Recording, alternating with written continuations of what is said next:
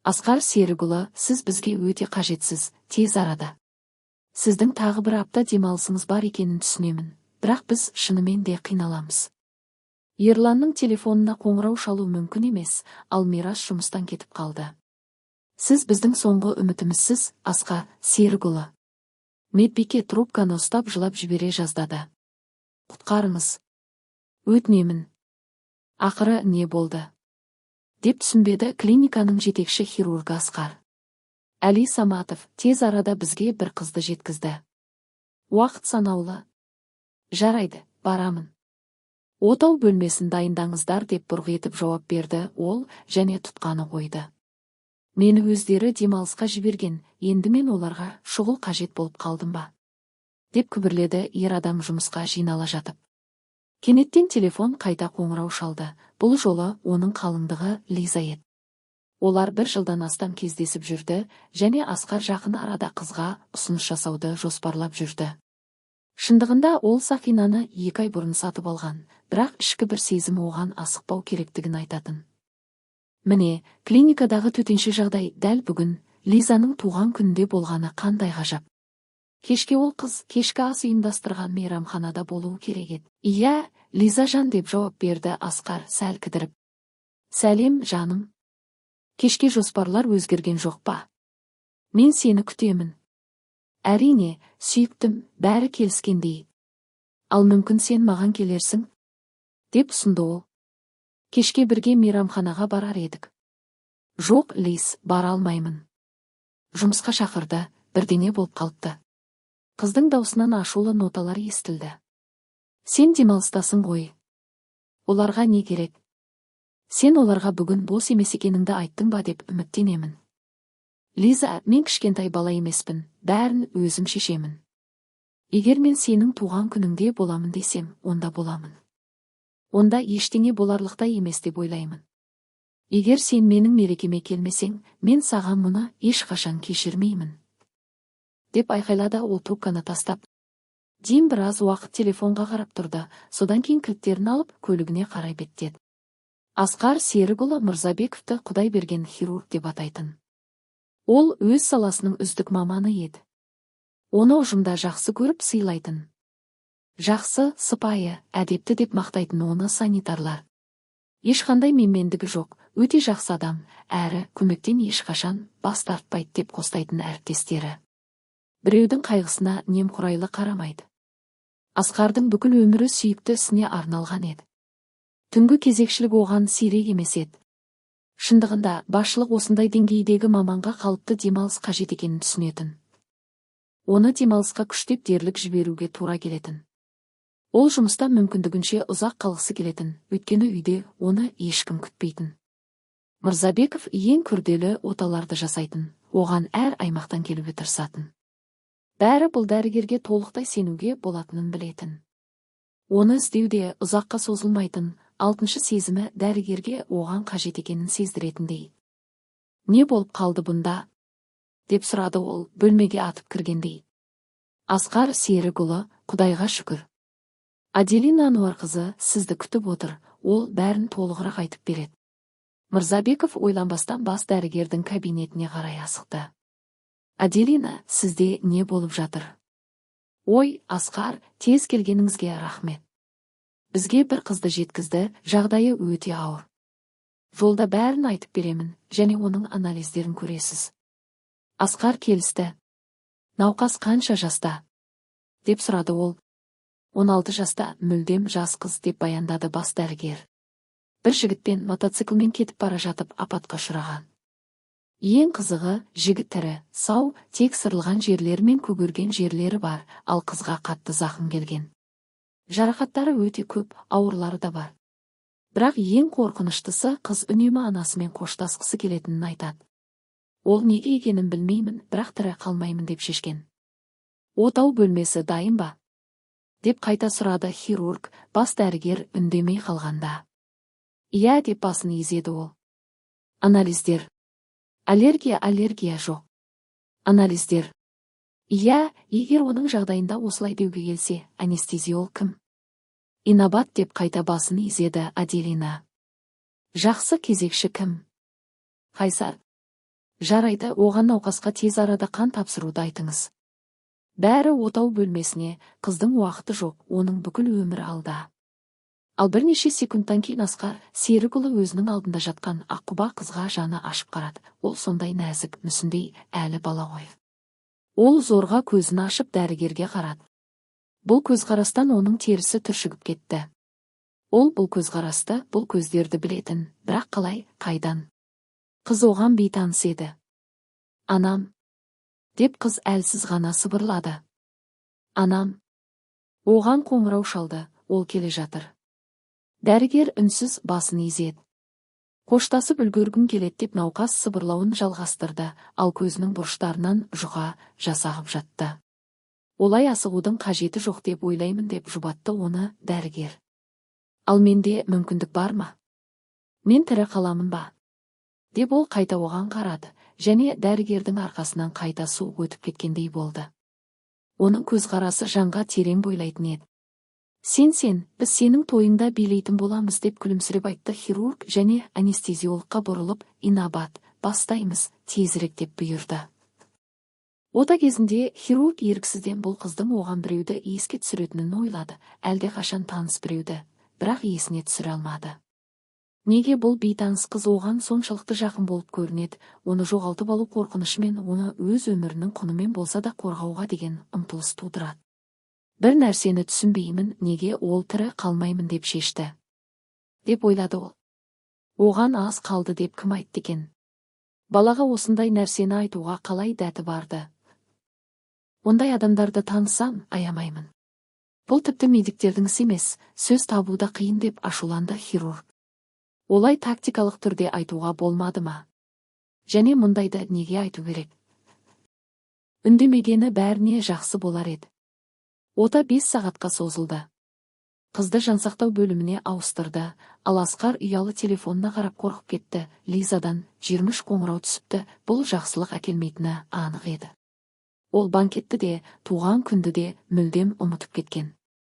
Ол тіпті сүйіктісін өзінің келмейтінін, және күтпеу керектігін ескерту керектігін де ойламапты.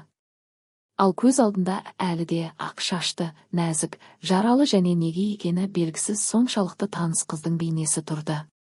Енді ол жансақтау бөлімінде ес-түссіз жатыр, ал отаны басқа біреуге тапсыруға, баланың өмірін басқа біреуге сеніп тапсыруға хирургтың жүрегі дауаламады. Ол жүрегімен сезді, бұл оның және тек оның ісі. Дәрігер үйіне түн ортасынан кейін жетті. Асқар бірден ұйқыға кетті. Ешкім қоңырау шалмады, мазаламады, демек, науқаспен бәрі жақсы болды. Енді ғана оянған дәрігер қызды көруге кетті. Телефонға көз тастаған Асқар Лизадан келген хабарламаны байқады. Жұмыс сен үшін әрқашан басты орында болады. Мен бұлай енді шыдай алмаймын. Қош бол. Бұл сөздер неге екені белгісіз, жеңілдіктен басқа ешқандай сезім тудырмады. Шындығында Асқарға алғашқы қызығушылықты Лиза білдірген еді. Ол онымен мүлдем араласқысы келмеген. Лиза жергілікті әкімшілік делегациясының құрамында куратор ретінде клиникаға жабдықтар жеткізуге қатысқан. Әсерлі әйелдің қызығушылығын байқаған Асқар өткенді ұмытып, отбасы құруға уақыт келді деп шешті. Бірақ бұл қажет емес еді. Олар тым әр түрлі адамдар еді, сондықтан да Асқар ұсынысты әрқашан кейінге қалдыратын. Міне, енді ажырасудан ешқандай ашылық жоқ еді. Бірақ оның науқасының жақсарып келе жатқаны туралы хабар қуаныш пен жеңілдік әкелді. Асқар қызды жансақтау бөлімінен палатаға ауыстыруға бұйрық берді. Таңғы асын ішіп болған соң, ол палатаға барды. Қалайсыз? Деп сұрады ол қыздың кішкентай алақанын өз қолына алып. Қатты ауырады деп әлсіз ғана сыбырлады ол. Бұл бос нәрсе деп күлімсіреді хирург. Ағза, жас, сау. Жақында жүгіретін боласың, әсіресе сенің есімің Айдана болса, жеңімпаз деген сөз. Мүлдем үмітсіздікке берілуге болмайды. Естеріңізде болса, кеше ғана анаңызбен қоштаспақшы болдыңыз. Ал мен сені ескерттім, деді Асқар тездетіп дәрі жазып берейін. Бірақ әрине, шыдауға тура келеді. Енді ешқандай тәуекел жоқ, тіпті сен нағыз мотокросс шебері болсаң да, мен сенің орныңда болсам, мотожарысты ұмытар едім. Айдана күлімсіреп көзін жұмды. Ол әлі тым әлсіз еді. Демал, қызым, күш жина. Мен кейінірек тағы келемін. Палатадан шыққан Асқар бас дәрігердің кабинетіне бет алды. Айдана тірі қалды, анасы үлкен қайғыны бастан кешірмейді, ал кейін қыз аяғына тұрып, тіпті қаласа қайтадан мотоциклде міне ала. Дегенмен соңғысы туралы ол оны бірнеше рет ескертетін болады деп ойлады ер адам жолда келе жатып. Кенеттен біреу оның қолынан ұстап сілкілей бастады. Рахмет сізге, Асқар Серікұлы. Мен өзім ешқашан жасай алмас едім. Деп күлді Асқар алдында дәл Айдананы ауруханаға жеткізген күні кезекші болған дәрігерді көріп. Қойшы, сен де бәрін дұрыс жасар едің, сен де оған қабілеттісің деді Қайсар қызығып. Иә, бәрі жақсы, бірақ ем тағайындаймын, сонда қыз тез сауығып кетеді деп ойлаймын. Әсіресе оның анасы келгенін естідім. Бірақ палатада ешкімді көрмедім. Ол ұйқысыз түнден кейін өзін ретке келтіруге кетті. Әйелді зорға көндірдік, ол түні бойы қызының төсегінің жанында көз ілместен отырды. Менің аяныштан жүрегім жарылып кете жаздады. Бірақ Құдайға шүкір, бәрі артта қалды деп Асқар Серікұлының иығынан қақты. Айтпақшы, Аделина Ануар қызының орнында екенінен хабарың бар ма? Иә деп басын изеді жас дәрігер. Мен қазір ғана оның жанынан келдім. Жақсы, онда мен жүгірейін, ол ешқайда кетіп қалмасын. Асқар Аделинамен бірге оқыған. Жарқын болашағы бар қарапайым студент және медицинаға құмар профессордың жалғыз қызы. Олар бірден тіл табысып кетті. Дәл Аделина курстасын профессор Болатовпен таныстырды. Болатов жас жігіттің әлеуетін бағалап, оны кафедраға жұмысқа орналасуына көмектесті. Онда ол керемет ғылыми мансап жасады. Бірақ кенеттен Болатов қайтыс болды. Оның орнына мүлдем басқа бағыттағы адам келді.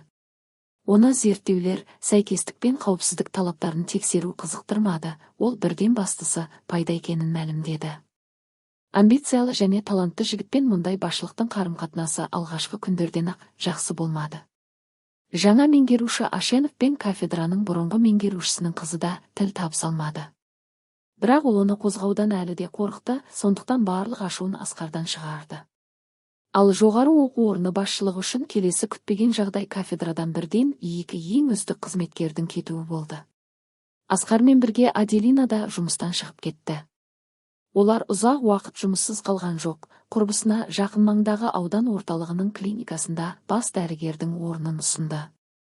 Ол келісті, ал Асқарды өзімен бірге жұмыс істеуге көндірді. Олар екеуі қуана-қуана жаңа орынды жабдықтаумен айналысты. Аделина кешегі студенттің ғылыми мансаптың орнына хирургияға қызығушылығы артып, тәжірибе жинақтағанын бақылап қуанды. Міне, мойындау да келді. Енді Мырзабековтің есімін тек мұнда ғана емес, керемет маман туралы даңқы облыстан да асып кетті. Адел, кіруге бола ма? Деп бас дәрігердің кабинетіне Асқар кірді. Әрине, деп күлімсіреді ол, және оның келгенге дейін қарап отырған қағаздарын шетке қойып, қыз қалай? Деп сұрады. Жақсы, білесің бе, мені оны неге бізге жеткізгені қызықтырады. Неге ауруханаға жібермеді? Оның жігіті талап етті деді Аделина, және ер адамға қандай да бір жұмбақпен қарады. Бірақ ол оған назар аудармады. Бәрібір түсінбеймін деп күбірледі ол. Алмаған көп нәрсе түсінікті деп күлді Аделина. Сен оның бәрін білмейсің ғой. Оның жігіті ғылым саласындағы соңғы адам емес біреудің ұлы. Ал мынау біздің науқас сол әкесіне мүлдем ұнамайды. Міне, осындай жағдай туды. Әкесі апат болған жерге бірінші жетіп, қыз енді көкөністей болып қалады. Мұндайдан кейін тұрмайды. Әрі онымен әуре болудың мәні жоқ. Көкөністер ұзақ өмір сүрмейді деп айқайлап деді Аделина. Міне, оның бұл ойлары қайдан шыққан? Деп күбірледі Асқар өзіне. Аделина оны естімеді. Енді ең қызығы деді Аделина, ал Асқар бірден оған қарады. Қыздың жігітінің аты Алишер, тегі Ашенов, бұл тегі саған ештеңе демей ме? Сен не айтқың келеді? Деп мүдірді Асқар.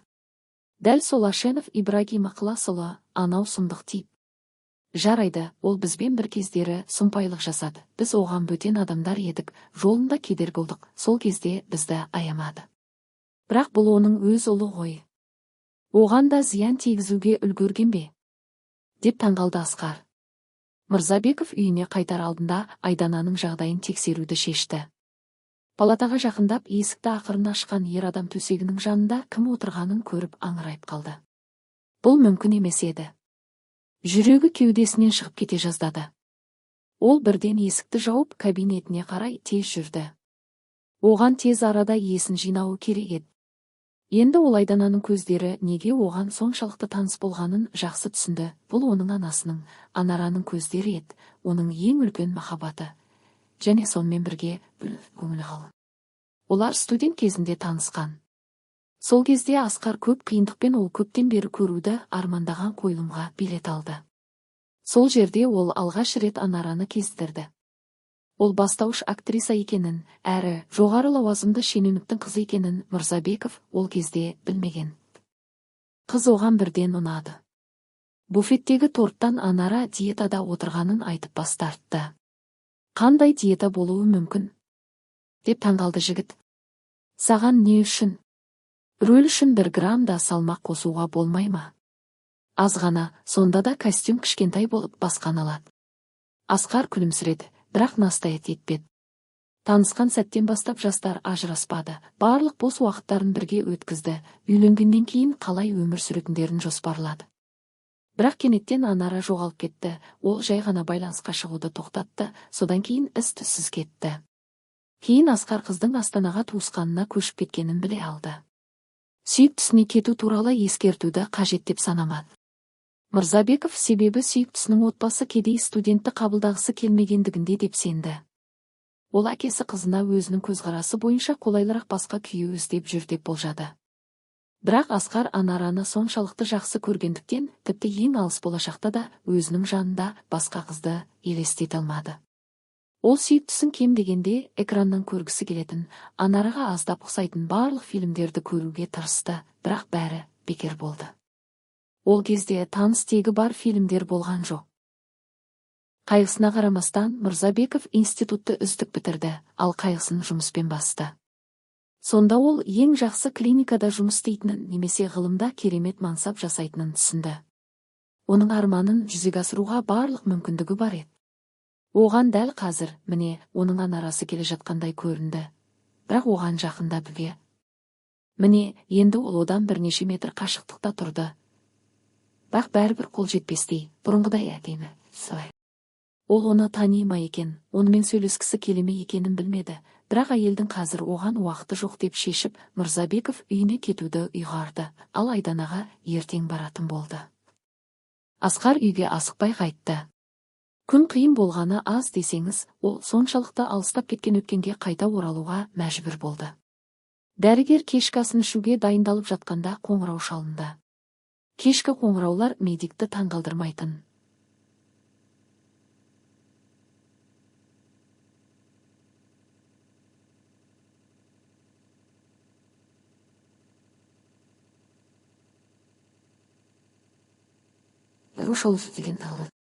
Қайырлы кеш, Асқар, деді Анараның даусы оған жетіп.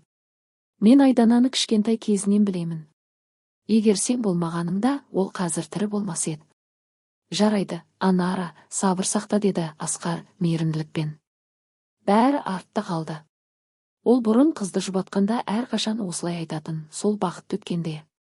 Сенің нөміріңді маған зорға берді деп мойындады Анара, мен сенімен кездескім келеді. Бұл мүмкін бе? Бізге сөйлесу керек. Міне, олар аурухананың кафесінде отыр. Анара Асқарға қызын құтқарғаны үшін алғыс айтуда. Оған құпия түрде Мырзабековтың қалыңдығы қиын оты аяқталғаннан кейін бірден оны тастап кеткенін сыбырлап айтқан. Ал бұл қайдан белгілі? Деп күлді Асқар. Медбикелер көп нәрсені білет, деп күлімсіреді Анара. Одан да маған кеткеннен кейін қалай өмір сүргеніңді, ең бастысы, неге мені осылай, ешқандай түсініксіз қалдырғаныңды айтып берші.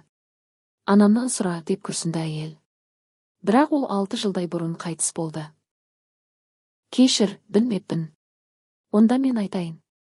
Менің құқығым бар. Сол кезде сөйлесу үшін мені анаң шақырған. Ол сені зорға аяққа тұрғызғанын, енді сен үйленуді шешіп, оны тастап бара жатқаныңды айтты, ал ол сенсіз өмір сүре алмайды. Сенің анаң оны тастап кетпеуіңді өтінді, әйтпесе ол өзіне жауап бере алмайды. Анара баяу сөйледі. Оның айтуынша, мен үшін барлық жол ашық еді, ал сен оған сай болуға тырысасың. Сен өрсің, ақырында өз талантыңды тастап, бүкіл өміріңді бұзасың. Сен оған сендің бе? Деп ақырын сұрады Асқар. Жоқ, бірақ сол кезде мен Айдананы күтіп жүрген едім, маған уайымдауға болмайтын. Не дедің? Деп Мырзабеков селк ете қалды. Сонда Айдана менің қызым ба? Иә, Асқар, ол сенің қызың. Бірақ егер мен мұны білгенде, ота жасай алмас едім. Ал сен өз балаңды кімге сеніп тапсырар едің? Дәл солай, ешкімге. Сондықтан бәрі дұрыс жасалды. Олар кафеден ұзақ уақыт шықпады. Асқар Анараның жалғыз ба, әлде сүйіктісі бар ма екенін сұрауға қорықты. Сонда әйел Мырзабековке қыз үшін ешкіммен өмірлік байланыс жасамауды шешкенін айтты. Әрі ол Асқармен болғандай күшті әрі жарқын сезімді іздеудің мәнін көрмеді. Өз кезегінде хирург ұяла отырып, Анараның суретін әлі күнге дейін бөлмесінде сақтап жүргенін мойындады. Суретке қарап отырып, ол онымен ойша сөйлесетін. Енді дәрігер қайтадан өз Анарасының қолын ұстап, алақанын жүрегіне қысты. Егер сен білсең ғой, Асқар, мен сені осы жылдар бойы қалай сағындым деп демін шығарды әйел. Екеуі де ұзақ уақыт бос қалған бөлмеден шықпады, құшақтарын ажырата алмады. Достар, егер бұл хикая сізге ұнаса, жазылуды ұмытпаңыз. Сіз үшін бұл түкке тұрмайды, ал менің каналым үшін өте маңызды. Түсіністікпен қарағаныңызға рахмет және жаңа кездесулерге дейін.